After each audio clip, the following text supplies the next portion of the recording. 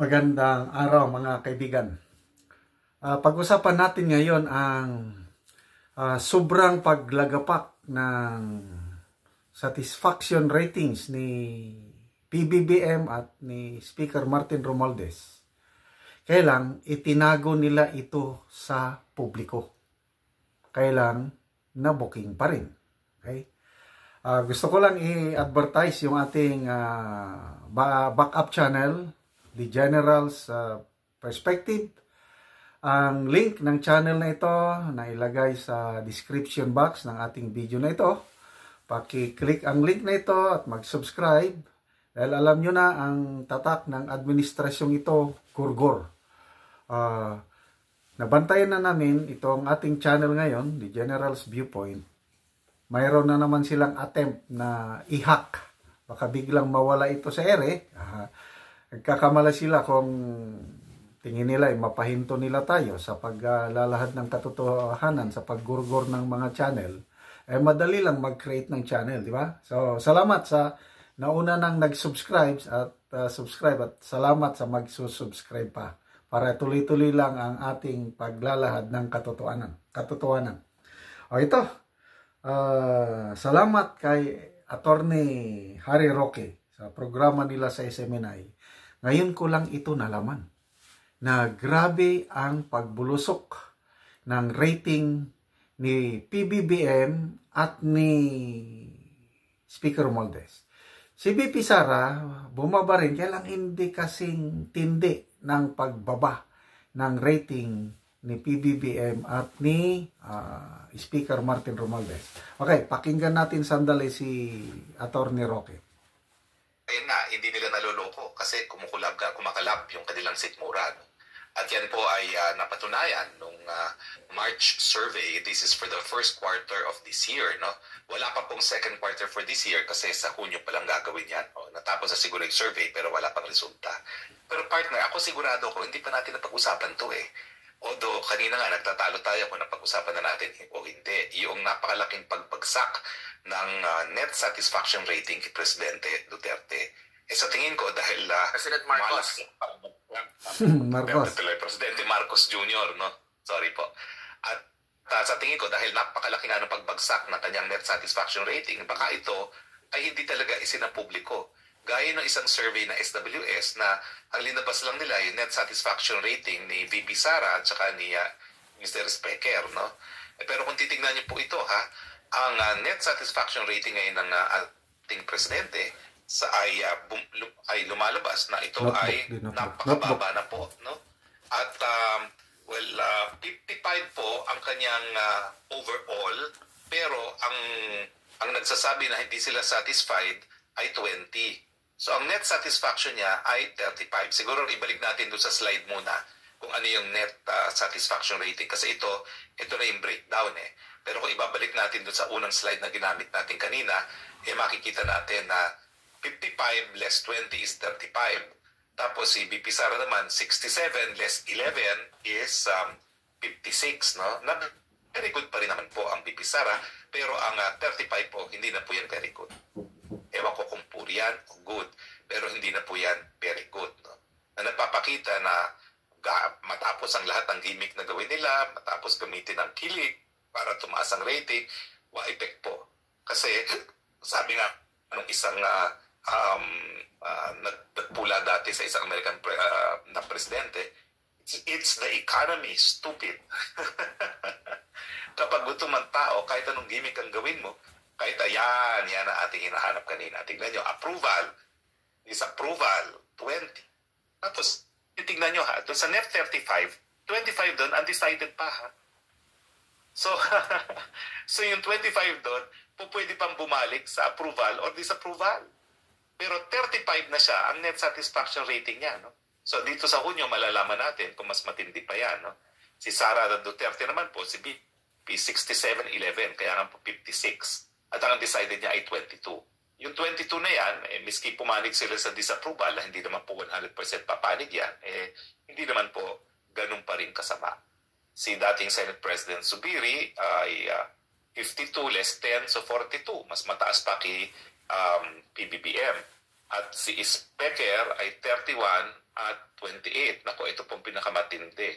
Ibig sabihin, 28 ba yan o 26? 26. Ibig sabihin, 26, 27, 28, 29, 30, 31. 5 lang po ang kanyang net satisfaction rating. Okay, kaya siguro ito yun. Okay. So ito i-review natin. Ito, sinulat ko. Para makuha yung net satisfaction rating ng isang opisyal ng gobyerno, i-minus mo lang yung approval, yung mga ganahan. I-minus mo yung disapproval, yung hindi ganahan. Yun na, net. Si PRRD, paglabas niya as president, nung nag-graduate na siya noong 2022, nasa 80% eh. Excellent ang net. He is the only president in Philippine history na nagkaroon ng excellent rating paglabas niya sa pwesto. Itong ating presidente ngayon, magdadalawang taon pa lang, napakababa na. Okay, ang approval rating niya is 55. Ang disapproval niya is 20. So, ang naiwan na lang is plus positive 35. Na kung sa rating ng SWS, excellent, very good, good, poor. Ito, poor na ito. Itong plus 35, poor na. Hindi na good. Magdadalawang taon pa lang, poor na. Anyway, si BP Sara, bumaba rin siya. Kasi ang tao, wala na, sa government as a whole, medyo dismayado na dahil sa pagtaas ng presyo ng bilihin. Kaya, tama yung team song ng administrasyong ito, yung panahon ng pagbabago. Kaya, tama, nagbabago. Pataas ng pataas ang presyo. Ang buhay ng tao, pahirap ng pahirap. Yan ngayon ang kinakanta nila. Panahon ng pagbabago. Pagbabago patungo sa kahirapan. Oh. Okay, so si speaker, grabe. Ito, nilista ko 31% ang happy, approve. Ang disapproval niya, 28. Hindi nakita ang maigi, hindi 26. 28 ang disapproval rating. Kaya, ang naiwan na lang, 31 minus 28. Yeah. 3 na lang. Malapit ng negative. Alala kasi BP Lenny nung malapit ng eleksyon. Negative siya. I think negative 5% ang kanyang net satisfaction. Mas marami ang dissatisfied o disapproved sa performance ni BP Lenny kaysa yung nag-approve. Kaya negative. Ito si Speaker Martin Romualdez, malapit na mag-negative ang kanyang satisfaction, net satisfaction rating. At ang tanong, nasaan na ang epekto ng ayuda? Kaliwat kanan ang ayuda nila eh. Palagi silang nagsasama. Si BP Sara, wala siyang ayudang ibinibigay. Wala lang, trabaho lang. Ano lang siya. Kaya lang, siya pa rin ang pinakamataas. Plus 56 pa rin ang net satisfaction. Ano pa ito? Considered good. Okay? Good ito. Itong presidente natin.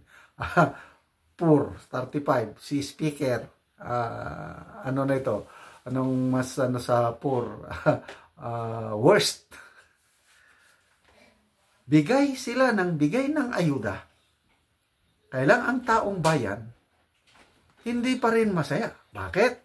Kasi yung ayuda, 1 o 2 araw lang yung pinaka-the most. 1 week. After 1 week, gutom na naman ang tao, galit na naman sa gobyerno. Yan po ang nangyayari. Okay, bakit itinago? Siguro pinakiusapan, wag nyo na lang ilabas. Mabuti na lang may social media. Mabuti na lang may SMNI. Mabuti na lang nandito tayong mga vloggers na nagsisiwalat ng katotohanan. So, I don't know, ngayong second quarter, lalong bubulusok pa itong mga rating nila. Lahat. Kasama si BP Sara dahil party siya ng gobyerno eh. Kaya lang, hindi siya masyadong apekto. Ang apektado is Kikir at saka si BBM. Masyado nang mababang kanilang rating. Sige, ayuda pa more.